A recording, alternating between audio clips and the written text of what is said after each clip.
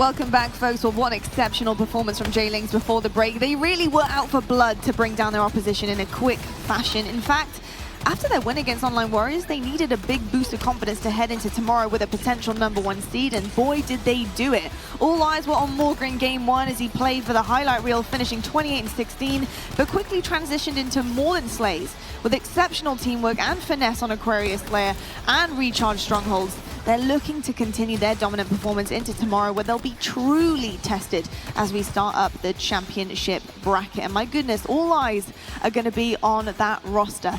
Absolutely incredible stuff, so I'm really excited to see where J-Lings will end up. But of course, we do have our final series of the night. It's crazy that, honestly, you know, Day 1 is pretty much done, which is wild to think, and we have some results on the board, which is going to be absolutely amazing. But coming into this one, NAVI versus Diamond Dogs, I'm looking for a few things out of these teams. But what I want to know is what these two teams are looking for themselves. We did actually manage to catch up with them earlier on to see how they're feeling about the weekend as a whole, what they're going to be able to do here this weekend as well in Valencia. So take a look at this. Closed a little bit. Like back then, a couple years ago, it was only the top 2 who fought it out in the tournament. But now it's actually, you can say the top 4, maybe to top 6. It's going to be a good fight tomorrow, so I'm actually happy about it. It's going to be a competitive match tomorrow. I think to win the match map, we're gonna need to play really aggressive and catch them off guard. NAVI is a really strong team. They have really good individual skill, but they play really well as a team. Start round 2 off a great for Mighty's. Everything going his way right now. Can't get the second stick, but let's see if he can win the fight. He can. It's Shad. Unfortunately for Shad, needed to get that kill on the Mighty. Someone's got to shut this young kid down. Is it going to be Shin? The answer is no. Just left, right, and center. He's taking them all down. NAVI coming into the tournament, picking up a new 4th with C Mighties. I think they're going to shoot for top 3 again. I think we placed 2nd in one of the online cups, which is quite good for us, considering that Mighties is a new player and never had any experience. I guess I'm just going to fly at everything, chill everyone, just don't miss, I guess. Diamond Dogs will have the first chance to set up here, but Gambit trying to do what he can from PD. Trizzy2 going to wish he had that trade in the back. Triple kill from Boaz. We've played them before, I think in prior tourneys, and then I think we lost 3-0 in the best of 5. So I'm looking to take revenge and just beat them now on LAN. People know I'm a man of few words, so I let my gameplay speak. Well then, a man of few words, but he lets the sticks speak for themselves, I suppose. It was actually interesting, something that he did say, something I did pick up on the few words he did say, was the fact that they got 2nd online, and that was pretty good for them. Do you think Kimbo's selling this roster short just a little bit? Do you feel like they have a championship potential in this squad? Because the fact that I think he's kind of coming in being like, you know, 2nd was pretty good for us. I feel like this roster is underselling themselves. They have what it takes. Yeah, I mean, they do. They have the individual skill. They have the ability to win tournaments. I think Kimbo kind of, if you put it in perspective, was saying, you know, this is with our new roster. It was still not a lot of time working together, kind of putting the pieces together that we needed to feel confident that we go on and win a tournament. You need that time. And I think, you know, Kimbo also said he's a man of few words, and I think his gameplay does need to do the speaking. And I think in the series against Blackhand that we saw earlier on, I think that he was playing incredibly well. And it's the first time that I've sort of watched some Kimbo POV, and I'm like, this is the Kimbo I'm used to seeing, you know, putting up big numbers, winning those 1v1s, staying alive like he needs to give his team the space to work with. And I think that the one worrying thing for me, for NAVI, watching them a little bit earlier on, was it just seemed a little bit disorganized, which is not what NAVI are known for, right? They like to go over strategy. They like to have a clear plan on what they're doing. And it's almost as if they got baited in by the way that Blackhand were playing, this fast pace, throwing at you. A little bit disciplined, and I think NAVI would have had a little bit more of an easier time. Yeah, I think they got lost in the moment a little bit. A scrappy game of where it almost became ego challenge after ego challenge, and they can't allow that to happen against some of the biggest and best teams, otherwise they will be consistently punished. I mean, Blackhand probably should have beat them. I think they know that. And NAVI need to look at that and say, well, how do we move on from this? They need a 3-0 here. They need to show why they are a commanding force in European Halo. Otherwise, people will start challenging them. People will start thinking they're not that great. So you've got to make a statement here. Yeah, you do indeed need to make a statement. In terms of statements and the positive that NAVI bring to the table as well. From the last series, I know it was a bit of a shaky one, a little bit disorganized and messy from the NAVI perspective. But what did they do well? What do you want to see more of, Lethal? There wasn't a lot they did well in terms of execution or anything like that, but it's a shame because I love the NAVI roster. I love what they've done in the past. But the thing is, though, now, that's not something you want to see on day one, especially. You want to give yourself a bit of confidence in terms of how you're going to go into double elimination bracket tomorrow. They almost to cost themselves and almost had to play against one of the first played pool teams in the winner's side if they lost that Black Ant team. And I think a lot of people watching that series back would assume that should have been a 4-1 or even, so to speak, a 5-0, consider what we saw there, which was just unheard of entirely. They were, in terms of objective, they just seemed to be avoiding it like the plague on half the time, which was a little bit bizarre. But also at the same time, they just seemed very slow. But also you've got to remember is the fact that with Black Ant and NAVI, they both have a serious issue with the numbers game. It's like they don't want to play with each other all the time, more focus on angles and prioritising certain areas on the map. Like, you can prioritise certain areas on the map, sure, but it's not exactly map control, is it? It's a massive difference. I think the most important thing for NAVI coming out of that series is whatever happened, they won. So I think if they would have lost that series, I'm worried for them for the rest of the tournament. But they won. And I think sometimes you're allowed to have a shaky series, right? And you can kind of think, okay, we got through that test. And it was a test. And it was a shaky test. And they would have learned a lot. And remember, that's first series on the main stage for one of their players as well. And he would have come out of that. I mean, he looked about 4 years older than when he went onto the stage. But, you know, it's the kind of series that you have to go through and you have to live through to grow as a player and grow as a team. They got it done. And that's the most important thing for them. He came in all happy and giggly backstage, and he was saying, hey, at least we got to play 5 games, right? We got extra practice. You got to have a Game 5 cast, right? And I'm just like, how can you go through that much stress and still come through and be happy about it? But I think that says a lot about Mighty's and what he does add to this roster, because it's very easy for some of these players who've been playing Halo for 10+ years to just treat this as a job, treat this as work, and get lost in the moment. But to then get that fun element added in once more by someone, if they can find the middle ground and they can get business plus fun and also be on the same page, then this NAVI roster is a terrifying one. I couldn't agree more with that, because it was literally what I was about to say coming off the back of this conversation was Mighty's just brought this incredible energy to the desk. And not only that, not only the happy, the good vibes, and really what he's bringing on the personal side of things, but business side, he's also doing great too. I mean, obviously it was a little bit of a shaky one there, but Mighty's is still performing well. I think the other thing is the fact that how proud he is to be playing with some of the historic European players and members of his team, which is just absolutely amazing. The fact that he is so receptive to what they want to do and wants to learn and he wants the win, I think that makes a huge difference in terms of where NAVI were at in the past. So massive, massive stuff with Mighty's coming on board, and I'm so excited to see what he's going to do and how he's going to evolve with the team as well. I think off Dan's point as well, you know, you bring that new energy into players who have been through the ringer for a number of years. You know, they've had some tough times, they've had some good times, and it gets to that point where you're playing the game and you just, almost with the history that you have, you expect to win every single game just because of, you know, the type of players they are, the history they've had, and the wins that they've had on board. And I think sometimes you can get a little bit disillusioned, and having that new energy come in can kind of revitalize you as a player. But, you know, we've talked a lot about Mighty's here and what he brings to the team, but I think there's also pressure on other members of the team now, because when you make that team change, it's like, okay, we've made the change we wanted to make, we've brought in a player that we think is going to fit with us, and if it doesn't work, then where do the eyes go? Because, you know, you've done everything you wanted to do to have the success.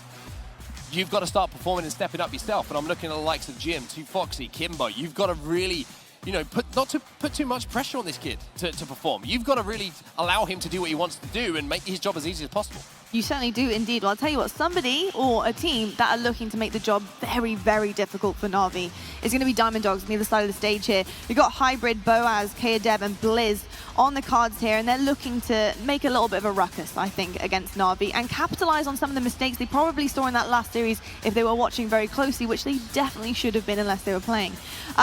That being said as well, Gaskin, what can they start to expose here? What weaknesses of Navi's can they kind of pull out of the bag and try to capitalize on? Well, I think if Diamond Dogs did watch that previous series, which they would have, because you want to assess your opponents, they'd be saying, all right, they're playing very messy. They're not playing maybe as structured as they usually would like to play. How do we go down a similar path that Black Ant just did? How do we take the game to them like we just did? And that is taking those 2v2s, taking maybe ego challenges here or there that perhaps they're not expecting and just trying to be a little bit unpredictable. But you've also got a lot of experience on this Diamond Dogs roster. You've got Hybrid, who has been around the rings. He is a very old school Halo player. He's been on these main stages. He knows what it's like to compete against the biggest and the best. So now he needs to be encouraging the rest of the team. He needs to be bringing that experience into their game so that they can actually have a challenge here against NAVI. It's very easy for me to stand here and say I expect it to be a 3-0. But after a very sloppy performance against Black Ant, I think there is an opening for maps to be taken here for Diamond Dogs if NAVI do not play at their very best. Yeah, and it depends how Diamond Dogs are going to going to play overall. We know Hybrid has been around for quite a long time, took a massive break, and now he's back again. Very aggressive, great slaying power across the board. Blizz as well is a very interesting addition. Very defensive, and I mean mega defensive. He won't die unless you trap him bang on in the corner on fridge, utility, etc. Very difficult to kill, but he's also had some really good FFA results. So that's going to give him a little bit more leeway, a little bit more confidence in terms of the slaying power. Boaz was also the same. He had some great FFA results during the first month or so, once FFA was actually first released in the EU region. But the things are now, it depends on how they're going to perform overall in the LAN environment. I think the great thing is, an interesting fact as well, is Boaz and Kaedeb, they've been playing on laptops at 70 frames a second. So it must have given them a... Wow. Yeah, so it must have given them a... how long?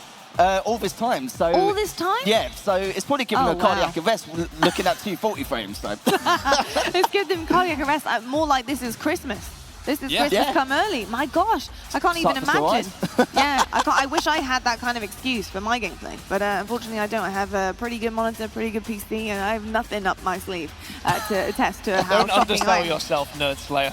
We know what you're capable of. Playing in the Pro Series. We have seen me play in the Pro Series, I'll tell you what. And sometimes I can definitely turn it on. I really can. But actually, let's just check out the series layout. I liked what you said about the opportunity as well, Gaskin, in terms of the maps and modes and what is going to be pushing forward here. And it's interesting to also maybe compare some of this as well to the previous series that we saw against Blackhand as well. So in terms of potential capitalization on a map or mode here, especially for Diamond Dogs, what are you seeing?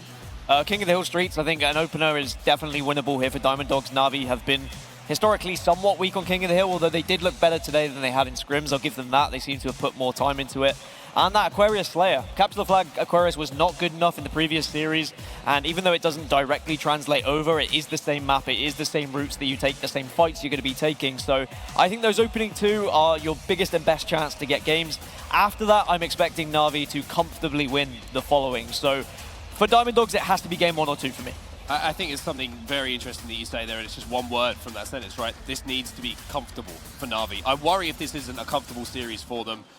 You know, this should be a comfortable series for them. If it's not, then alarm bells start ringing for me, and I'm like, okay, maybe there's some more problems here that need to be sorted out than, you know, maybe just a little bit of a sloppy first series. I do expect them, though, to maybe come back and bounce back and dominate in this series. I would expect them to do so, but like you say, Diamond Dogs, if they watch that previous series, I'm saying to my teammates, if you see a fight, take it. Put them back under pressure, let's see what they got.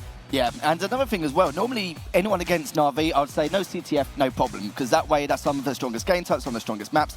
But the problem is, though, it would probably be insulting if we say NAVI could potentially lose. That's not going to happen at all. May lose a map on a Slayer, but that's literally the least of their worries at the moment.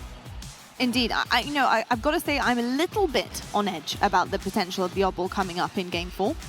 It does make me a bit nervous just based on what we saw, and I think, you know, does it come down to just a little bit of disorganization? That was very messy. I didn't see a lot of kind of improvement as the rounds went on, and it was a hefty oddball game to say the least. So does that kind of concern you just a little bit? How much growth can they do in between a series? I mean, the crazy thing with NAVI is it seems like they do the hard part and then make the easy part look difficult. You know, they get 4 dead, they seem to have control of the map, and then they try and do too much almost, or they don't deal with the final player alive, who then causes them a problem in the next 30 seconds. Then they're kind of just stuck between, do we fight wave 1, do we fight wave 2, and the respawners, and it all becomes a little bit of a mess. It comes down to communication. It really is that simple sometimes, and you just need someone to say, let's deal with this player first, and then do this, play this, you know, push out this area, now we're moving the ball here.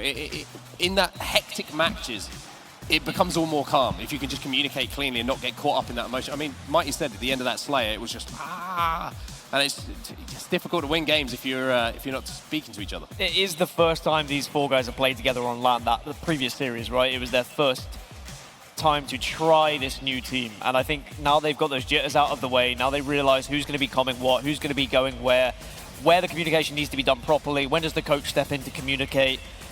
I think now those teething issues are out of the way, we should see NAVI start to progress. But I agree with Mark, if they don't, and if they're not comfortable, it's the ripple effect afterwards. Like, what happens then when they start to play a team who is within that top 4 seed?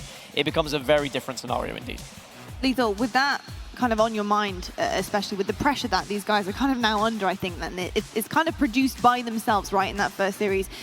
if they win convincingly and they start sporting the look of Na'Vi that we saw previously in the Pro Series, you know, to kind of wrap things up heading into Valencia, would that convince you enough for them to potentially go for that title by the end of the weekend? As much as I'd love to say yes, I don't think it will, because this should just be not a clean walkover, but at the same time, Diamond Dogs knows their weaknesses, knows what to exploit, and they know exactly how to get the job done. But the problem is, like I said, it's a bit too much out of their hand. They haven't really got the slaying power there. I kind of feel like there's a clash of styles as well in this team, with Blizz being a bit too defensive and always looking for that exploit one way or another in those individual battles. And we've got Hybrid just diving on in just behind all four of them. You know, it's a bit of a mixed bag. That's why I'm a little bit worried. Yeah, they might claw back a Slayer, give them a bit of confidence, but if they manage to even just keep these scores respectable and it's a 3-0, then I still think it's a bit of a dodgy start. Yeah, I do think that, you know, there is a significant gap between the top 4 teams and our 9th through 12th teams, and I think the top 12 teams know that as well. The qualified teams were kind of makeshift, so they were teams who were kind of getting together, maybe making a few changes, then going back to other teams. I mean, Blizz joined this team 11 PM the night before the qualifier. That's how much of a makeshift this became. And they just about managed to scrape through that qualifier, get to today, and even though, yes, they're in pool play, I think they know that this is going to be a very big task ahead of them. So I think Harry is right. You face this and say, let's try and make a good account of ourselves, let's try and get some maps on the board. But if you do get one map, Na'Vi are in a position where they could crumble. So I'm not saying it's out of the realms of possibility, but it should be a Na'Vi victory. On the back of what Harry said there as well, is, you know, you ask him the question, do you think it will convince them? They could 3-0 Diamond Dogs here and look great, and then come in tomorrow, you ask me the same question, I'll go, I don't know. Like, I don't know what Na'Vi's going to turn up. Right. That's the biggest issue for them at the moment, right? It's so difficult to judge what Na'Vi we're going to see in comparison to what, you know, that plays out in front of us. So it's up to them to kind of find consistency to prove that they are here to play, because we've given them the excuses now. It was a first series of the day. Maybe they weren't warmed up. Mighty's first series on LAN. Gets to the point where it's like, okay, you just have to win the games now. There's no time for excuses. Well, I'll tell you what, winning games is exactly what they're going to need to do in just a few moments. We're going to head on over to our main stage. We do have our casters ready, Clutch and Scherzi. Let's head on over for the final series of the night. Thanks so much, Lottie. Looking forward to getting into this one, Wes. And something that sort of speaks to me with the boys talking on the desk, excuse me, is Onset speaking about alarm bells could be ringing if they don't get this one done 3-0. Dan giving them excuses, saying this is the first time this team before have played on LAN. The issue is they played Blackhand. They have the exact same excuses they could throw out. It was a 3-2. They didn't look impressive, and now all of a sudden they're playing Diamond Dogs, who will not be worried about what they've seen. Yeah, and you got to take this even back to Kansas City, right? The last time you played on LAN, bad things happened to you. And that's got to be in the back of your head. Like, when can we turn this ship around? Is it ever going to turn around? Or are some truths really starting to come up? A lot of questions. And although Na'Vi did look so strong online, throughout some of these qualifiers, you had to have hope coming into this tournament for them. As a contender, a potential contender, this series could say a lot about what their determinant for the rest of the weekend, right? If they're not able to make slight work of Diamond Dogs, I am very concerned for this Na'Vi roster, especially with how strong J-Wings has looked, as strong as a Sin look. We're going to start talking about where are they placing in this tournament. And even if they 3-0 them, it's still, like the guys on the desk said, like we're not going to learn anything. Like, you did your job. The question won't go away. But the problem is, we listen to Diamond Dogs, and this was recorded yesterday. They thought they were going to get this Na'Vi beast, and all of a sudden they're showing vulnerability. They're showing a few weaknesses here now. Yeah, Diamond Dogs should not be intimidated coming into this series, and although they were kind of in their interview, you got to look at what Navi's recent placings on LAN are, the recent performances, and know that, hey, every single team we have here competing may have a chance against Na'Vi if they're not playing on their A game, or if they even have an A game. But we're getting underway here, and already Navi's going to be able to get the first pick, and that's a big kill, because you just need to start this one off hot if you're Na'Vi. Blizz, the German, the first one to hit the respawn screen. Get that one out of the way nice and early, but Kimbo, his compatriot, has picked up the rockets and has his eyes set on the hill now. Boaz is going to be the first victim, but two Foxys hit the respawn screen, so although he has the rockets, although he secured them for his team, he hasn't got two teammates, but he has picked up another kill. All right, Kimbo, that's what you want to see out of him, right? This is a guy that had so much promise in Halo 5, that had so much individual skill. He's had such a quiet, I feel, Halo Infinite career as of this point yet, and I know this guy has it in him to step it up. This would be a nice series to correct the ship, right? This is what I call, as a player, a stat boosting series, right? We want to 3-0 him, but more importantly, I want to go plus 40. You can win, but you want to look good doing it. Kaya is a victim. Boaz taken down by Jimbo. This is a great start. Blizz last man alive, but he's spawning over towards Cafe. He's going to have to take that coffee to go because he got to get a boogie on to get to the hill. Yeah, and this is going to be something we pay attention to throughout this series. Situations like this, where NAVI get 4 dead, they have complete control. How long can they keep it? Can they show me that they have what it takes to hold a setup, that they have strategy behind their thoughts? Right here, they're keeping this going with 3 fresh dead. Hybrid, he's under a lot of fire from Kimbo. I like the idea of not over-challenging. Unfortunately, spawns behind him are going to be a mistake. A little bit of an overextension there for Kimbo, but so far, so good for NAVI. For weeks, for months, we've been waiting for this NAVI team to catch fire. At what point do we pose the question that it's just not there? They're just not that championship team that we expect them to be when the game first released. They've a lot of questions to do, but this is the best possible chance they have here in Valencia. A lot of Halo still to be played this weekend, so don't let that first series, even if you won it, we're talking like they lost almost. They beat Blackhand. Blackhand was playing very solid. NAVI, show us what you got. Even though it was a close first series, it could just be getting Mighty's first series on LAN on main stage out the way, and we're seeing them steamroll the Diamond Dogs here so far. Kimbo, 8-1-1. That's exactly what you want to see out of him. Kaya, just lurking in the red room, has managed to be a little bit of a thorn in the side of Kimbo here, who went for the melee. Ultimately gets the job done. It wasn't clean. It wasn't pretty. But 2 dead momentarily for Diamond Dogs as Kimbo will eat a grenade, make it 2 as Boaz sends him away. And now all of a sudden, Diamond Dogs could possibly have a C set up. It's a tough setup to break too, so another test for NAVI, although it wasn't their problem in the last series against Blackhand, right? They didn't have a problem typically breaking setups. It was holding setups that was more of the issue. And Mighty's with this thrust in hand, he's going to find that first entry pick, and this is what you love to see from the young gun. He's able to get that first kill, swing momentum in his team's favor, and it looks like they've done just that. They've broken the setup of Diamond Dogs. 4 went down, and now Diamond Dogs have to perform the exact same feat and clear NAVI out of Tram, but they're setting up. They're going to make it nice and difficult. 2 players heading out bottom middle, leaving the other 2 defend for themselves for the moment. Bulldog in the back pocket of Mighty's. Good trigger discipline from him. Picks up 1 as he heads in towards Tram now, and his teammate gets the job on the other, and that's going to slow this Diamond Dogs push down, and more time for NAVI now. Yeah, absolutely. If they're able to clean sweep these last 2 players, unfortunately, it is going to be Mighty's getting taken down. They step out of the hell momentarily, but, I mean, one more good push from Diamond Dogs as the players come off respawn, and they're going to find themselves down 2-0 if they're not able to break this setup. So if NAVI can hold this setup, that not only bodes well for your potential in the future, and you're correcting mistakes in this series that you made previously, but you're also got the ball rolling as well in favor against the Diamond Dogs. Having a look at the top right-hand side of the screen, Diamond Dogs, Kaya is having a game to forget at the moment. Playing a little bit too fast, currently sitting at 1-9, although Hybrid 2-7. They're not putting the statistics up that they need to take down this NAVI team. It's tough when you are playing against this much power weapons, these setups that are fairly strong at this point in time in the game. Stalker Rifle has been in the hand of Kimbo for what seems like days at this point. Just able to get so much DPS down so quickly, finding the first pick. And the second you have numbers, you can expect a top team like NAVI to be able to take advantage. Kaya goes down on A tower, and the information hasn't even come for Hybrid to turn. He gets 2 free shots on the side, so the communication's not on point for Diamond Dogs. And NAVI are absolutely steamrolling right now. Absolutely. Kimbo, shotgun in hand. Stalker in the back pocket, doing so much damage to these players. There's a reason he's 16-2-2, and this is the Kimbo the European scene knows and loves. Mighty's goes down. This is the opportunity now for Diamond Dogs to break this setup. They've gone from C all the way up to A and being as successful as they were down low. Jimbo picks up 2 in the feed. That will stop the pressure. It will stop the momentum the Diamond Dogs were trying to build upon. That early pick they got has amounted to nothing. And look at this, Kimbo relocates, actually goes bottom middle, knowing that these players are pushing shotgun. Perfect flank from Kimbo, putting the Bulldog to use. And the Dogs are out. It's Kimbo who let them out. 17-3-2, and NAVI look to take a 3-0 lead. What a performance here from Kimbo. So impressive so far. Being an absolute bully on the map. Power weapons in hand, in control. They haven't left his hand in the longest time. Kaya looks to get touch tight with him once more, but when you're currently sitting at 1-13, your confidence in your shot probably isn't what it should be.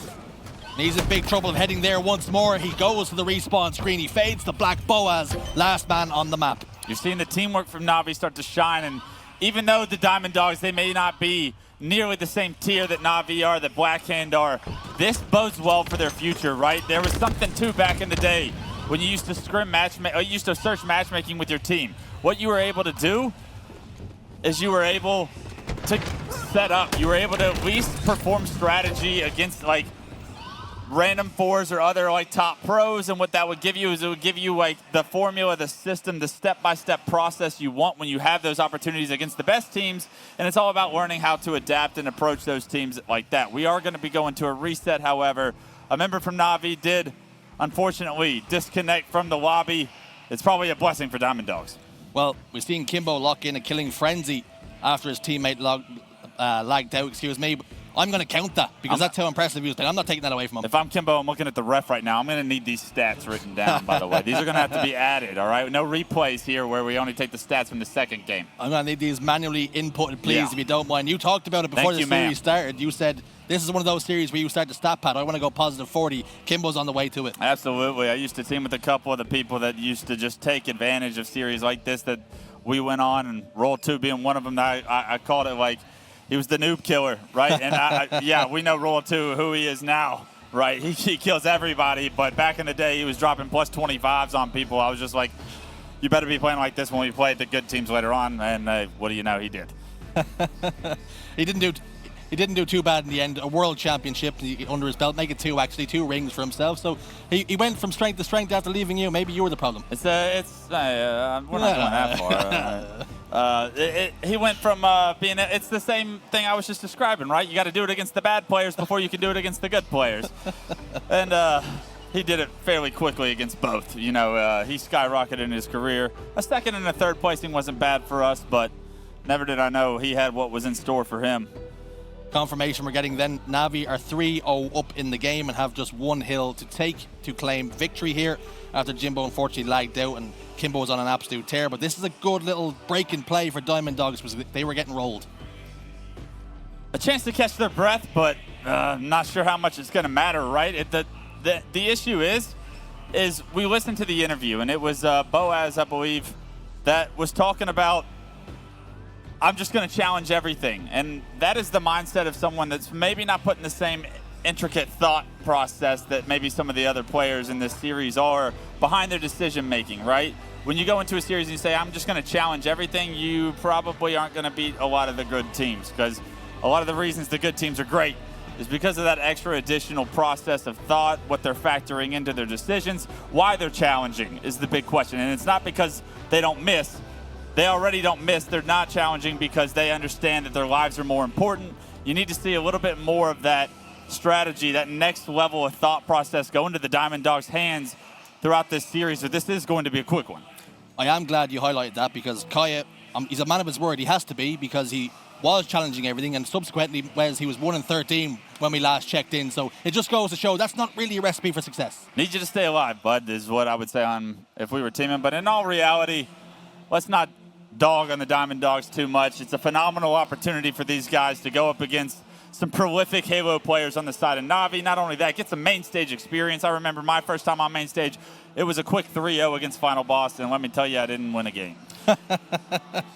Playing against high caliber players back then with the Final Boss boys. But looking at the side of things, we're looking at NAVI. They looking to get a 3-0 here. They're already looking really good in game one, and it's all just a momentum builder now because game one was a struggle. We did see them win in the end, so they got the job done. But maybe that'll take some of the pressure off. Okay, there was a possibility we lost that. We got through it. We can now push forward from here on out. Yeah, I think it's the mentality that I actually enjoyed to see when I talked to the NAVI guys right after their series against Blackhand. Yes, they came off of a win, but they know they're better than that. They know that they did not play well in that series, and they were kicking themselves. They know they have some things to figure out. Series like this can be a nice step in that direction, but most importantly, it was great to see they weren't ecstatic that they just came off a Game 5 clutch. Like Mighty's, yeah, it's okay that you're able to celebrate a little bit. First Game 5, first main stage, first big event. Yeah, you go get yours. But the guys that have been there, done that, you guys got to refocus Mighty's as the night goes on, as the tournament goes on, and let's get this job done because we're not here to win games or series in pool play. They're here to win championships. And it all starts Game 1, Series 1. But here we go. Rolling back into Game 1 of Series 2. They're 1-0 up in pool, and this will all but solidify, barring a miracle of an open team coming in and upsetting the entire shenanigans. But Kimbo picks up a kill. On to Blizz. Blizz is the first pick once again like he was in Game 1. but at this time it's Navi who go 4 down. Yeah, and that's the much better start for the Diamond Dogs here as Hybrid's able to secure these rockets. If he can put them to use, they can potentially get a nice chunk of hill time here. And this is a difficult one to break, especially when the other team has those rockets to play with. Unfortunately, both rockets needed to be used to take down a player like Kimbo, but I mean, Kimbo almost has as many deaths this time around as he did last time around, and that's already up to 2. The slower start does make it a little bit more difficult when you eat a rocket, that much is for sure, but all of a sudden they've restored parity. 3 dead now for Diamond Dogs, and Navi start to score. And remember, folks, confirmation, they only need 1 hill to secure game 1. Just 1 to go. You're seeing Diamond Dogs, they made it about a quarter of the way, I would say, so a little bit of room, but Navi gonna make up the difference there, tie this one up as they look to press their advantages. Boaz just pick up a double in the kill feed. That's a big sign for him, and I like the positioning from 2 Foxy when you lose 2 teammates, but it's gonna be a difficult situation to even find any success in. 2 Foxy wisely backs up, but he's been hunted by 2 dogs here. Blaze with a bulldog in the back pocket, fires 2 shots, won't get the job done, but gives the respect to 2 Foxy to back all the way down. And now all of a sudden Kaya's not looking, and there's a possibility that 2 Foxy gets the kill he had no right to get. Damage he had no right to do, a kill he had no right to get, and those are the kind of things that cannot happen when you're trying to create an upset, right? You need to clean these kills up quickly, you gotta play confident, you gotta wisely make your decisions, challenge your battles that you're gonna win, back up when you're gonna lose, but most importantly, killing that guy right away before he's able to impact some rest of the game is big. The battle for rockets ensues, and a couple of kills going in Diamond Dog's favor could benefit them to potentially get some more power weapons. Hybrid's had a hot start here, 8 kills to 2, make it 3 as Kimbo puts him in the dirt, but a second successive set of rockets here now as Navi were momentarily 3 dead. So starting to something to build on now, a foundation they can set down. A lot more progress to this first hill than the first time around. Jimbo picks up 2 though, and that's going to make this cause a little bit more difficult. He starts to score once more, close the gap once again. Triple kill, can he line up the overkill? Hybrid says no, thank you very much. You like the confidence from Jim, but Jim knew he was down in the fight, but he's still going to challenge. It just shows you a little bit of disrespect, I would say, from Jim. In a higher stake match, you think he backs down from that one, plays his life, just stays in the hill. But look how close this first hill is. A much different story than any of the gameplay we saw the first time around when these 2 were in that first game 1. And Diamond Dogs getting a set of slays could secure a hill here. 2 dead, make it 3 momentarily for Navi, and Diamond Dogs very, very close to securing their first hill of the game. Hybrid tries to step in as quickly as he can, but is back down from the pressure. Jimbo will clean up onto Hybrid, who was already a burst down in the initial fight. So this next scramble is going to be pivotal. Let's see what they can do. Unfortunately, the Diamond Dogs are going to have to do it in a 2v3 situation. Both players are actually no shield. 2 Foxy smells blood in the water. Ends up just being aggressive past the hill. Finds 1, and that's going to be the point. Going to Navi. That's going to be game 1 going to Navi, as it was a very easy game for the hands of Navi. Diamond Dogs, however, in that reset, Hybrid himself had 1 hell of a performance with 11, and that's a much better performance, and that's what you're hoping for. Well, what I do personally as a player now, I think let's disregard what happened in the first 3 hills, and let's build upon what we just put on there, the performance we put out. Hybrid starting to put things together, starting to piece it. On LAN is a different experience. You have to back down. You don't get away with the same sort of stuff you might do online, and that's the decisions you have to start to make, and they're learning it the hard way. I always say when you're trying to create an upset as an underdog, you need just about 80% of the power-ups, power weapons in order to do so, right? If you're playing against a team that has more individual skill, has probably better strategy, you got to figure out ways to make a difference, right? And those rockets, essential to being easy kills that you can turn into numbers advantage, which you can turn then into the snowball of some objective being played. So as the series goes on, if the Diamond Dogs want this one to go any further than 3, if they want these 3 to be interesting in any fashion, they're going to need to do a much better job of controlling those rockets, controlling the overshield, the camos, and the swords. Things like that can make your life so much easier, because it's not only you're having that advantage, but Navi now doesn't have that advantage. When it rains, it pours, and when Navi gets that advantage, it's going to get ugly. Game 1 in the books then, and it goes the way of the black and gold then. Diamond Dogs did show a little bit more fight in the reset, but unfortunately too much and too tough of a task. Too far a road back from where they set themselves out. With Slayer Aquarius game 2, Wes, is there an opportunity here for Diamond Dogs? Did you see enough that they can maybe bounce back here? I just don't think so, man. I think Navi is just too strong, and not only that, but they're pissed off, right? Like, they're not happy with how they've been playing, especially when it comes to LAN. This is what you call a get-right series. I expect them to get right entirely. This needs to be a dominant performance. I'm expecting a stake more so than a close game. Confirmation then of how the first game shook out, 4-0. Slayer Aquarius is game 2. Strongholds Recharge will be our number 3, and if required, Oddball Live Fire, and we will end it off once more, Slayer on Streets. But our attention is now turned to Slayer Aquarius. You talked about needing to control the power weapons. You need about 80% of them, you said, to almost even the odds of it, and the skill and trying to claw your way back into the series. Diamond Dogs have to get their hands on this camouflage. They have to get the heat wave, the sizzle sticks. All this stuff will start to amount to some easy kills. That's part of the problem here when I'm looking at the map layout and you're talking about Diamond Dogs' chances, right? It's much easier to put an overshield to use than it is a camo. It's much easier to put rockets to use than it is dynamo grenades or a heat wave, right? There's not a lot of power on Aquarius as far as like incremental upgrades that you're getting. Yes, there is power in that heat wave and the dynamos and the camo, but it's not nearly the same as like a live fire when you have overshield snipes, things like that that are much easier to play around, much easier to put to use. And for Diamond Dogs to try and acquire this power and then show me that they have like the wherewithal and the individual skill to put that power to use, that would be an impressive performance that I'm not sure they're capable of. I almost feel like in order to be a true god on this map, you need the thruster pack, the camouflage, and the heat wave to have any real difference. But we're going to see what the teams can do. Kaya has dropped down immediately to pick up that thruster pack. 2 Foxy has done the same, but the first kill has gone Navi's way. Call that the L-Town special, the thruster pack, the heat wave, the dynos. You got all the power. That man does it all when he plays this map, and one of the best on Aquarius, I still think.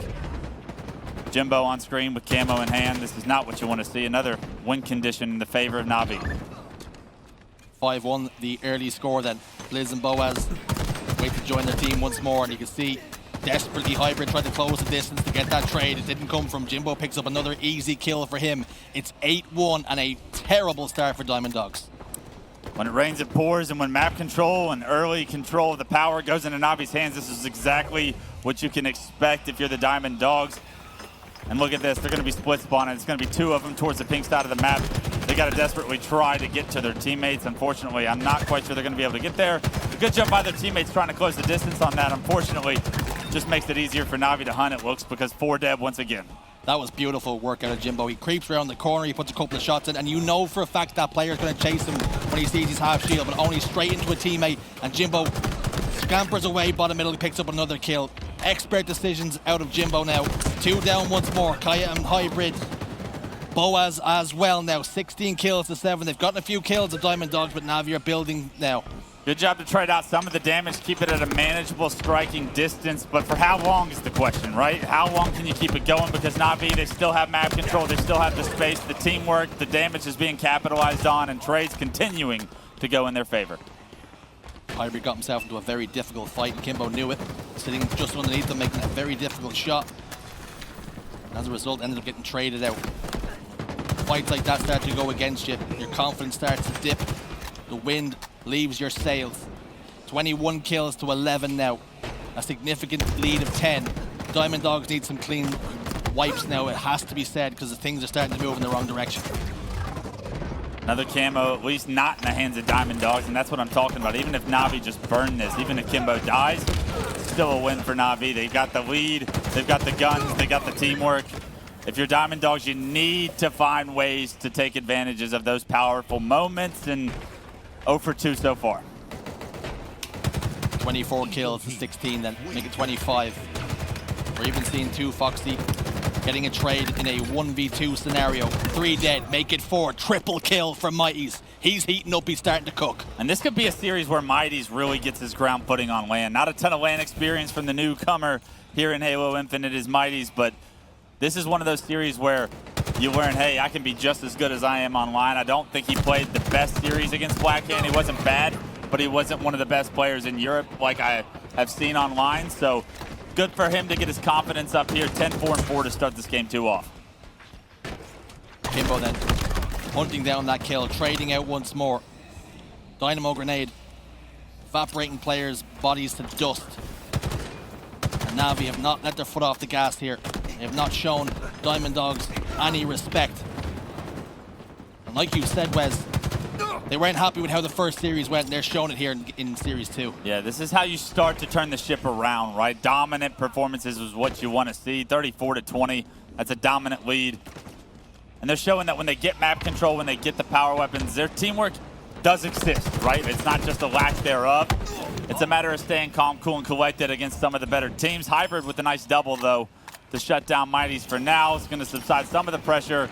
He's been one of the more impressive players on the Diamond Dogs. I played him online as well. I think he does have a lot of individual skill. It's just a matter of team dip, as I say when I play other video games. 37-24. You do need your teammates around you to have any chance of causing that upset. Hybrid's putting together some numbers. He's only even, but the rest of his team are letting him down here. Blizz, 4-10. 6-8, 6-9, respectively, for the two Dutch players in Boaz and Kaya. He needs more. He will demand more, the former League of Legends man. But Kimbo's on a roll. It was very subtle, but notice that NAVI, they had two players going for that thrust front to base. One of that players backed up and allowed Kimbo to get it because he had camo. It allows your camo player to be even stronger. That tells me right now, NAVI's taking this series very serious. If they're willing to do stuff like that to make sure that they're taking care of every advantage, that means that they know that their performance at Kansas City, unacceptable. Their performance earlier today, not going to get the job done this weekend. They are continuing to put their all, even against a team that I'm not necessarily sure they have to, and that shows promise to me. 47-30. Just requiring the 3 now to double their series lead. Kaya's going to be the first victim, no doubt about it. Kimbo behind him. A well-placed elbow to the spine. Send him to the respawn screen. 2 required then. 2 Foxy back base. 2 players to contend with here. He's behind one. It's another elbow to the spine. That's all that was required to end the game. Game 2 goes to yellow and black. A dominant performance once more, and it's exactly what NAVI needs. Keep churning in this direction, black and yellow. You're starting to right the ship, and like we said, this series, it may not change everything for the NAVI fans, for the NAVI players, but it's what you have to do, right? You're not going to get the opportunity to play against some of the best tonight, right? This is your pool. Get the job done. Finish first in your pool for the night. Go 3-0. That's what they're headed towards. And I like the fact, like I said, when they left the thrust for that camo player and Kimbo, that shows me that they're not here. They're not going to slip up. They know they want to improve. They know they need to improve if they want to accomplish the goals that they set out for. It's important to note as well, when we get to Sunday, if NAVI are still involved, nobody will care about how Friday went. No, doesn't matter. The record will still reflect they went unbeaten in pools. They need to start churning out these results. Whether it's communication needs to be on point, whether the strategies need to start improving. Some of the mistakes they left out there for Blackhand to expose and to really punish them, they need to right the ship. You already spoke about it. They need to start ironing out some of those mistakes, putting some polish, and it all starts here. If anything, this is great practice for NAVI, and you practice how you play in a Game 7 of a championship, or in a Game 5 of a championship, a Game 11, whatever it may be. You want to practice at that pace. You want to practice with that mentality because you're going to be ready. You're preparing yourself for those moments. NAVI showing you that they're locked in when it comes to their preparation, their practice. We'll see if it pays off throughout the weekend. Something Mikey's talked about in his interview is he quoted SLG and saying, well, the first series was our warm-up series. Quadrant can say that. They won 3-0. That's a warm-up. You got yourself involved in a bloodbath. Yeah. You went the distance. You almost lost that. You combined into 2 Slayers. You only won by 5 kills to win the series. So that was not a warm-up. The issue is you get a warm-up series every single day here, right? You got to warm up tomorrow morning in a series. You got to warm up Sunday morning in a series. And very easily, if you play like you did earlier, could you slip up? Could Blackhand come back throughout the bracket? Play them again? I don't think you want to see them if you're not playing a little bit better. I know that. Couple, what was it? You said 5 kills, dictated 2 Slayers.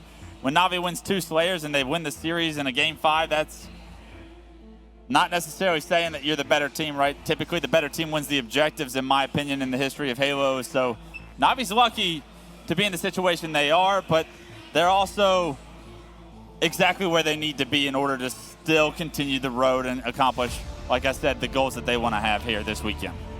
Game 3 then. NAVI Diamond Dogs. It's a sweet logo. Match point. If Navi win this, it's going to be strongholds on recharge.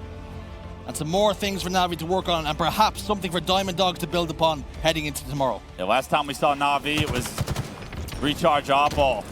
Something they were struggling at. Let's see if the Strongholds is a different situation. I have a feeling it will be. And for Diamond Dogs, you want to leave this series with a little bit of confidence, right? You just don't want to get steamrolled. You want to maybe win some 1v1s, make these scores a little bit closer, show that you can break setups, hold setups against a team like Navi, and that will do dividends for the rest of the weekend as well. Myers has secured the camouflage for his team, and he managed to pick up a kill on the Blizz, but helped to Foxy in early demise as well. Shock rifle in his hand now with the camouflage. It's going to be a deathly combo in anybody's hands, particularly in the Dutchman's. Sword for Kimbo. What can he do? Getting tagged up in the back, has to back down. Will do successfully. Gets a sword to the spine of Kaya. 2 dead now for Diamond Dogs. A and B in control for Navi. And they're all singing from the same hymn sheet here. I had a really good feeling we were about to see something from Mighty's. If we can go back to his screen with that shock rifle, I'd be really happy. Thank you. And just on time. Lands the double. It's almost like I know what I'm talking about some of the time, Jersey. And that one was an order fresh from Clutch. We go straight over. Double kill, headshot with the shock rifle. He sees things sometimes. He has a third eye. And now Kimbo will lock one into Boaz onto the body. They have lost A, but recognizing that, picked up C in the meantime. 66-0 now, and Navi are starting to have a bit of fun. And this could be a big series for not only Mighty's to get his feet on the ground, but Kimbo as well. Like, I haven't been quiet about it today. Kimbo's been struggling in Infinite. I need to see more out of him because I know he's capable of it, right? I've seen this guy dominate in Halo 5. I think Halo Infinite is going to be a very strong game for him as soon as he finds his flow. Is this a series where you can find your flow? I think it is. He's had a hell of a series so far. We saw the Frenzy, a nice grapple play to close the distance right there. 4 dead, and Navi with the trip cap. How long can they hold it? Back-to-back 4 deads then for Diamond Dogs. Navi really starting to turn the screw. They're applying the pressure. Let's hear the communication. We have an Astro listening with Navi. Pick a side, boys. Pick a side. C, yes. Hey, Rodian. Okay. There's two. One on your right, one top. One on balance. Copy. 2 on A. Nice. I've got top. Nice! Sure, Jim, I've got your crosses again. One, I think. Go on. You dropped down the mangler. Okay, I'm looking at you, Jim. You can't push in. Don't worry. Good, he's mangler pit. can you guys help me on C now? One shot on mid, boys. Mangler pit. Yes, I'm coming probably. One guy backside. Yeah, I got shots. Last guy. Behind me, C, Last guy. Nice, bro. Nice, so be pipes now. Pipes now. Push. Last guy's in A, last. Oh, yeah. I'm ready for pipes, boys. Pipes. I can go through. I'll be there in a sec, but there's definitely one. I got shots on hybrid. One just pop out of me. A weak. One shot. Shot on. One shot to you, boys. Pipes. Pipes. One shot. Nice, awesome. You flip it. One me. Still there. On the left. I'm going in. The communication is calm. The gameplay is flowing. Navi really looking to put an exclamation point on this series, get it done as quickly as they can, and head into Saturday with some momentum. A, B, and C. Another triple cap now for Navi. Diamond Dogs in big trouble. I love what we heard in that listen, and I'll be honest with you. And I would love to be able to go back in time and go to like a listen in with Navi against Blackhand and re-listen to how their comms were, because right there, Jim, he's in the fight with the guy on catwalk, the guy drops. You hear Mighty's in the back ear, right? He says, I can see your bottom door. He is still in Mangler Pit. It just gives so much information to Jim. They're having a conversation. It's so calm that you're able to have a conversation. That's when the best teams in the world hit their stride, right? When they are able to not just yell call-outs and like hear selective ones because they're stressed. It's the response, it's the conversation piece, it's the, hey, can I get help on C after that? Yeah, you know what? You can't get help on C. I'm coming with the sword. And that's exactly what Jimbo does. That was beautiful communication from Navi here. They can keep it like that all weekend long. We are in for a treat. If you play matchmaking with me, you're just getting one-shot call-outs, and I'll be stressed all the live-long day. I can promise you that. Until you clean it up, you will not hear the end of it. As long as you're not on set just yelling in my ear about connection. 196 then to 32. A and B in control. We do have a player lag out once more. I believe it was Jimbo again. The score was sitting at 196. We'll get a confirmation of exactly what way it will shake out, but what we do know is Navi are in cruise control. Kimbo 13, 1 and 5. Once again, ref, please write these ones down.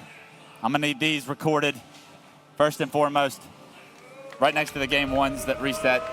I'm going to need all of these stats because War knows they will come out, and I need to look good. See Mighty's there playing with the crowd, trying to get them to build up, get some hype going. Understandably so, because he's playing a lot better than he was in the first series, and it's exactly what the doctor ordered if you're Mighty's. A really humble kid. The other side of things, this is some great experience for the Diamond Dogs.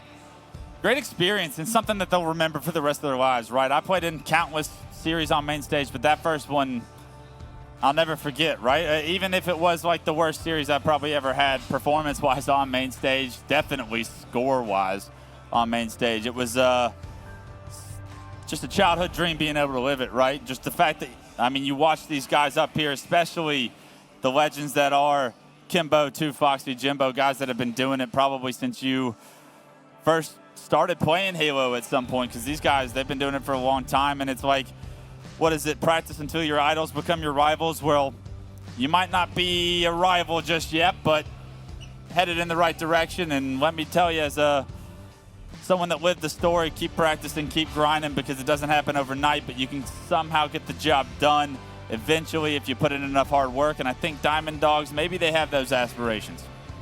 You may not be a rival yet, but you've made certainly more progress in the last 6 months than you would have thought was possible before. Playing against former European champions, it is no shame, it is no disrespect to put in a performance to get 3-0 by these players here. They're a partner team for a reason. We expect them to be good.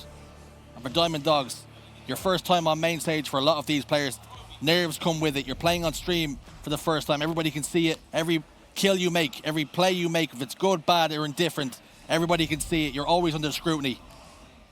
And we're getting confirmation. Diamond Dogs need 250 to NAVI needing 97 to close out this game. But another reset, another opportunity here for Diamond Dogs just to kickstart the engines. Hey, make it last as long as possible here. Get as much experience as you can, soak it in, make it sting as bad as it can, right? Remember it. Trust me, I remember walking out of the Mangler, getting sniped immediately, leaving the doorway, and nothing but strong side chants repeatedly in my ear, but wouldn't trade it for the world. These guys have an opportunity to just embrace the moment that they're in. And I know that these guys have probably been on a main stage or two, especially with the hybrids of the world, but I mean, to be able to play against some of the best in the world like NAVI are, as though they have struggled, it's still a blessing. It's still a showcase that you show friends, family. I'm sure you got people watching back at home that are very proud that you've made it to this point in your career, and they're excited for where you're headed. Got a great, bright future ahead of you in Halo Infinite. But it all starts here now for NAVI. They're already looking to get through with this now, handle the riffraff and get on with the tournament and head into Saturday on top. They have a little bit of work to do here. They need 97 points, remember. But with the way they're playing, their communication was so impressive. Yeah, they were calm, collected conversation. You loved every piece of it if you're a top Halo fan. And the big question is will they sound the same when we go into a listening later on this weekend when the game might not be as far in their control, right? Because it's very easy to get hectic. It's very easy to lose that level of communication when things do get hectic.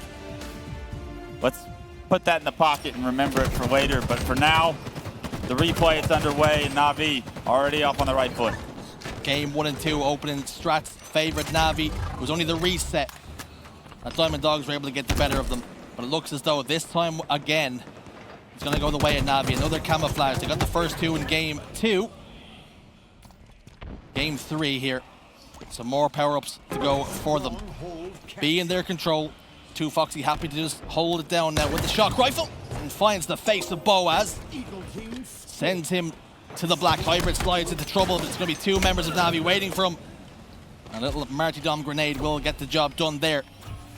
A and B in control. C being converted as well. And NAVI just looking to close this one out. No guys back blue too.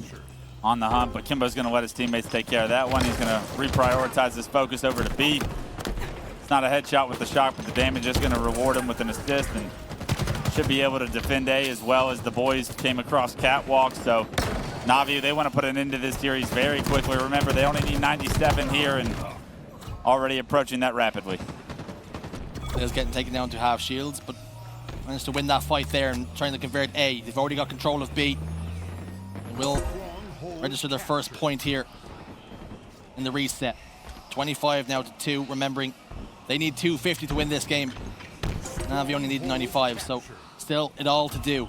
But Navi transferring control once more. 3 members of Diamond Dogs in C. That's going to open up the whole map for Navi. What a phenomenal job of Tufoxy to stay alive, using that little wedge on the left side of that sneaky area in order to jump to a location where his head wasn't exposed. Because of it, he's allowed to make this play here. And it's little things like that that add up to just give you so much of an opportunity to impact the rest of the game. Diamond Dogs had 3 people in and around the C stronghold, but were unable to capture it. But they have turned their attentions towards B. They are now scoring A and B for them. Can they continue this? Can they maintain this pressure onto Navi? They're making them think, they're making them work here. And how Navi just want them to go away. I have a really mean joke that I'm going to keep to myself. I'll tell you later. I appreciate that. It's pretty funny. A and C, though, in control of Navi once more, as they now tip over towards 50 points, fastly approaching now. Hybrid long haul, taking down the half shields. Boaz now in a world of hurt, he gets eliminated. That's going to be 2 down for Diamond Dogs, and now turn their attentions towards a triple cap. 3 dead for the Diamond Dogs. And although they try to rotate, the rotations come through for Navi. They do lose all 4. A and B still in their control, and Diamond Dogs putting up a little bit of a fight here, and that's what I was talking about. You just want to find small ways to win, because this isn't the end of Diamond Dogs' tournament, right? They're going to be playing tomorrow. They got an AM team to play, and then they got to seed themselves into elimination bracket potentially. And with that, how far can they go? They're not going to be playing against NAVI for a very long time unless they go on one hell of a run. So that's good news. You don't see these guys again, and maybe you can learn some lessons in this series and take those to gain advantages in other series that are more contestable. Diamond Dogs not looking to lie down and show their belly just yet. Still a little bit of fight left in them. 34 points now to 69. Navi requiring 30 or so points now to close out this series. Kimbo in a 1v1 with Kaya. Wisely backs down this time. Not challenging everything. Currently sitting at 4 and 9. Few better decisions being made by him. Mighties though in Mangler Pit will clean him up. That's 2 dead for Diamond Dogs. B and C in their control, and Navi now heading towards the finish line. Camera might be blurry, but his shot has been clear as day. Some of the best talent in Europe. Mighty's on screen, able to secure the camo. Continuing to approach that 97-point mark. They do lose A and C.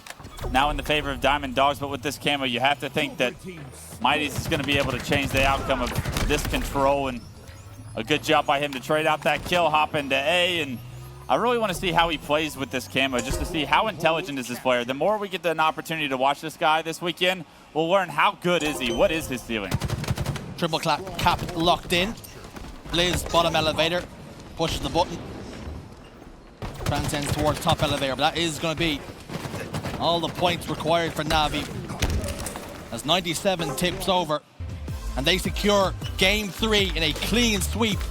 They get the job done over Diamond Dogs, and they looked so much better this time around.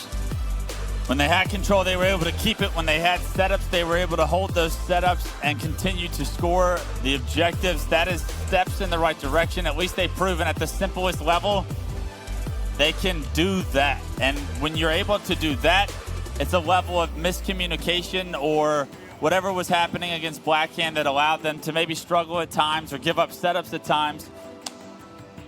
You at least proved that you're headed in the right direction, that you're capable of it. It's just a matter of cleaning it up and making sure that you stay focused, locked in, playing together. It's important now for not only Navi, but also Diamond Dogs and almost all of the teams in the tournament, Wes, to go back and look at the VOD. Where did we go wrong? What were the mistakes we made, particularly in that first series against Blackhand? What do we need to do to improve? What opportunities do we leave for Blackhand to exploit? And how do we go about never doing that again? That's their job. Like, their day is not over, right? Even if their series are over for the night, you have to go back. You have to rewatch the broadcast. Learn from your mistakes. It's a long tournament. Saturday and Sunday are going to come quick, though. You don't have a ton of time, but you can still improve. And, I mean, there's just so much cash on the line, right? There's no reason to not stay locked in and stay in that improving mentality. That's what champions do. Well, I'm going to throw it over to Lottie and the boys to break this one down, to dissect it. We'll see you again tomorrow. Thank you so much, Jersey and Clutch. And good night, lads. It was lovely to have you casting that one. And we will see you bright and early tomorrow. Fellas, though, what a change of pace. What a change in the win for this NAVI roster. Kind of said it on the desk before, didn't we? We needed to see something super cemented to guarantee that we have faith in this team going forward this weekend. Onset, did they do that for you? Yeah, that was what they needed to do. It was as simple as that, really, and that's what we expect to see from a team like NAVI and a series like that.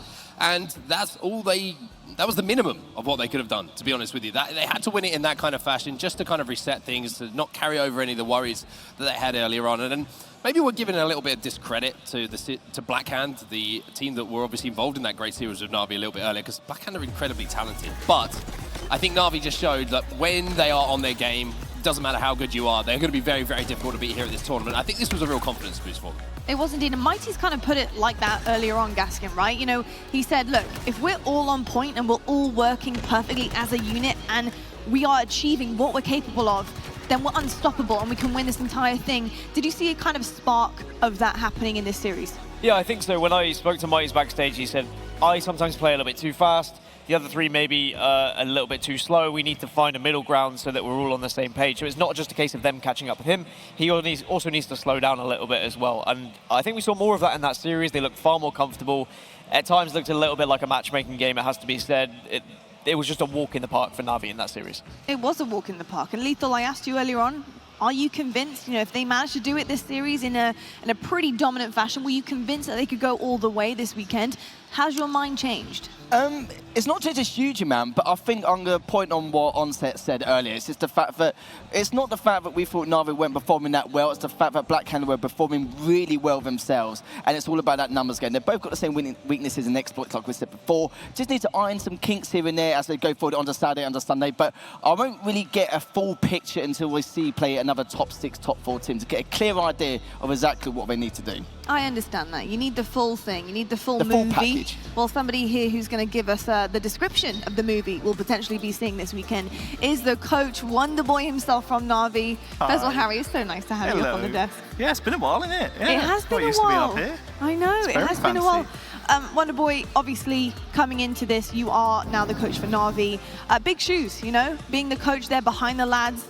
And, you know, you guys have work to do. You have had work to do all season long. You've come in to a team who are willing to learn and improve and change things up even to what they've had previous before. How are you finding the change of Mighty's being on this roster and how it's kind of improving the lads and their chances? I mean, he's amazing, isn't he? He's so good. He's settled into this team so well. We wanted him to come in and absorb all the knowledge of the other three. Problems we had in the past, of course, we're respectful, no disrespect to Brandon at all, but we all had different ideologies in terms of how we wanted to play the game. Brandon wanted to play it one way, everyone else kind of wanted to play it a different way. So important for us that Mighty comes in, gives us that kind of sponge in terms of knowledge, so he can soak up everything that we're kind of putting into him. And I mean, he's just a great person to be around as well. His vibes are immaculate. Hi, Harry. Hello. Great to see you here, by the way. Long time no wonderful to see you.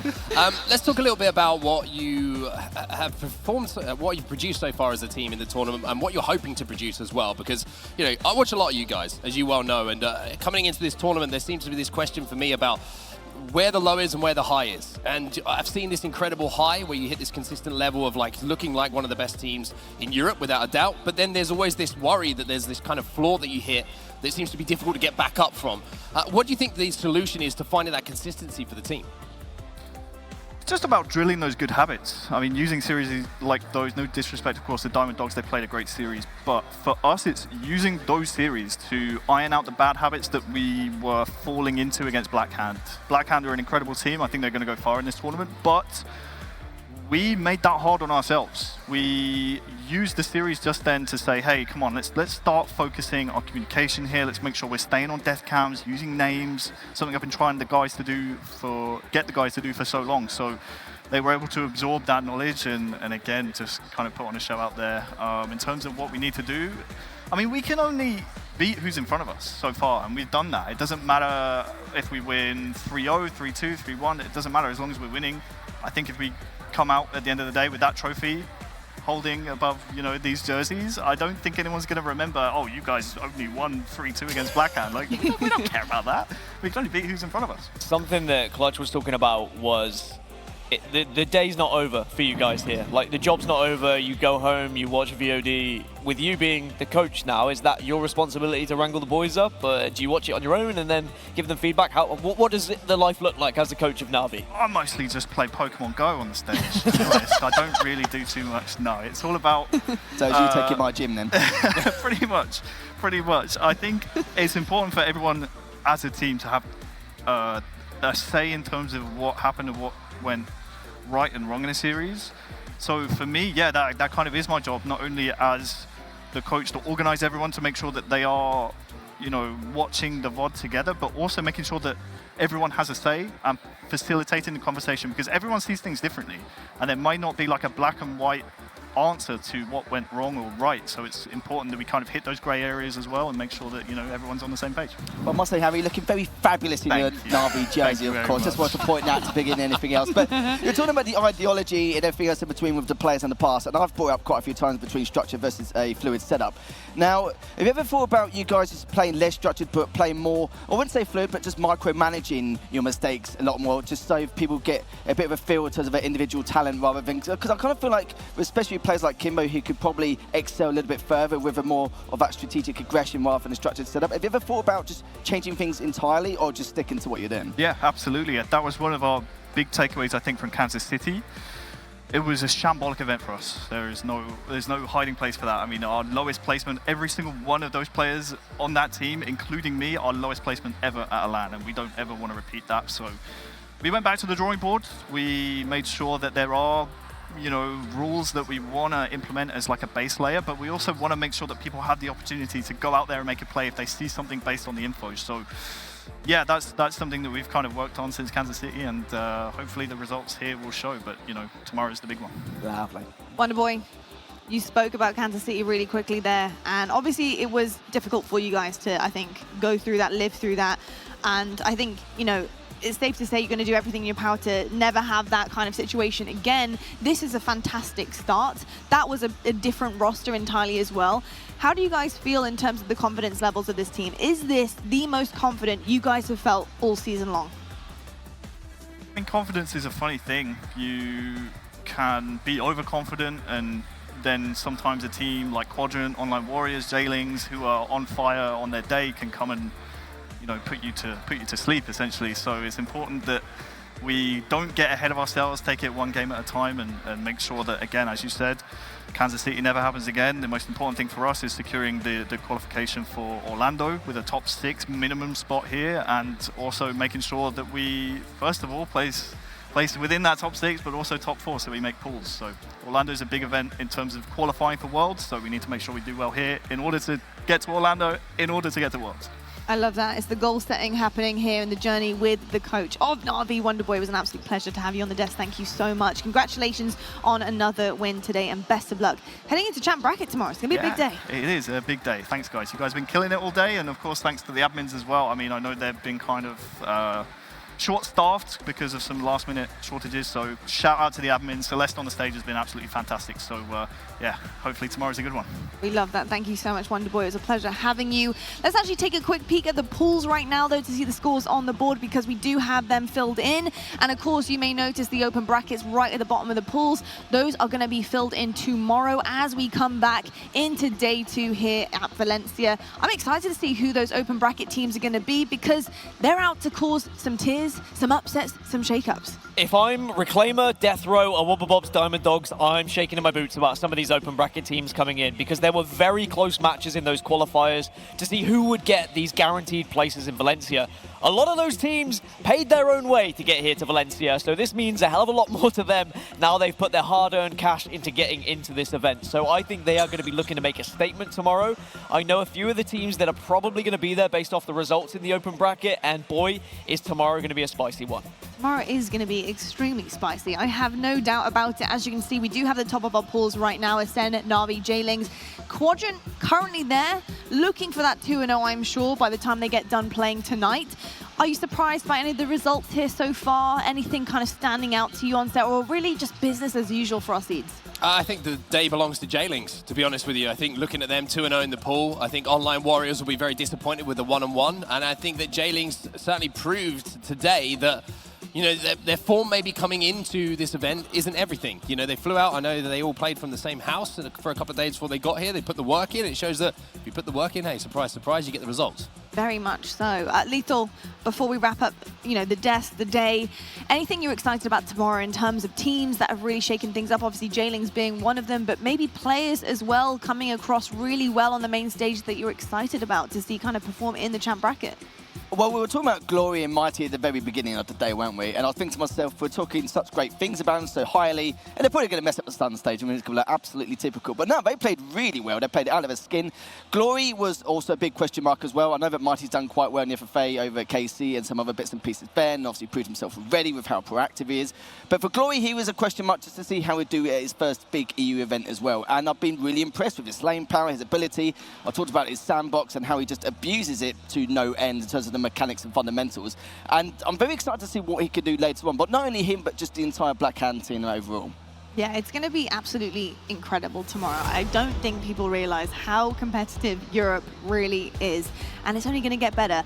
Gentlemen, thank you so much for joining me on the desk. It was an absolute pleasure as always, and I will see your wonderful faces tomorrow. And folks at home, this is going to just about do it for day one here in Valencia. It's been absolutely incredible. I mean, what an amazing first day we've had. We've had some shockers, upsets, rebounds, you name it. Day two is only going to get even more exciting. Thank you so much for joining us. We will see you bright and early as we head into more Halo Infinite action here at the HCS EU Regional Finals.